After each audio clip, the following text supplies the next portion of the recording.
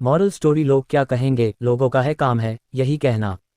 एक बार एक पंडित जी अपने पुत्र और गधे के साथ कहीं जा रहे थे। थोड़ी देर बाद पुत्र को थकता देख पंडित जी ने उससे कहा, पुत्र तुम थक गए हो, तुम गधे पर बैठ जाओ। पुत्र गधे पर बैठ गया और पंडित जी साथ साथ चलने लगे। थोड़ी ही दूर जाने के बाद उन्होंने सड़क किनारे कुछ लोगों को बैठकर बातें करते देखा। उन्हें देखकर एक ने कहा, अरे देखो तो ये लड़का कितना स्वार्थी है, स्वयं तो गधे पर बैठा है और बेचारा बूढ़ा बाप इस गर्मी में पैदल चल रहा है। उद्धरण चिन्ह। साथ बैठे लोगों ने भी हाँ में हाँ मिलाए। लड़के के दिल में बड़ों की इज्जत नहीं है और न ही उसे अपना कर्तव्य पता। पंडित जी के पुत्र को बहुत बुरा लगा।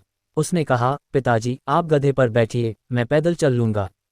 पंडित जी राजी होकर गधे पर बैठ गया और पुत्र साथ साथ चलने लगा। थोड़ी दूर पर फिर गांव वाले बैठे बातें करते मिले।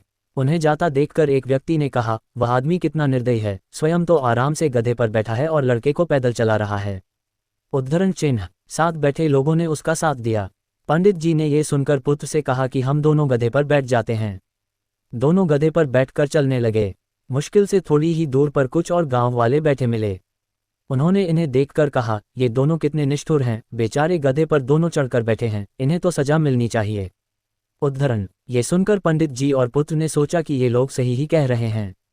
ऐसा सोचकर दोनों नीचे उतर गए और गधे के साथ चलने लगे। तभी उन्हें उनके गांव का एक व्यक्ति मिला। उसने इन्हें रोका और पंडित जी से बोला, पंडित जी क्या तुम्हारा दिमाग खराब हो गया है? हड़बड़ाकर पंडित जी ने कहा, नहीं तो क्यों? गांव वाला बोला, तुम गधे को बेकार ले जा रहे हो और पैदल चलकर खुद थक रहे हो। जब तुम आराम से गधे पर बैठ सकते हो तो फिर ऐसा क्यों कर रहे हो? ये सुनकर पंडित जी सकते में आ गया। उसने सोचा कुछ भी काम करो लोग तो ना समझ ही कहेंगे। इसीलिए सुने सबकी करे अपनी मन की जो आपको उचित लगता है।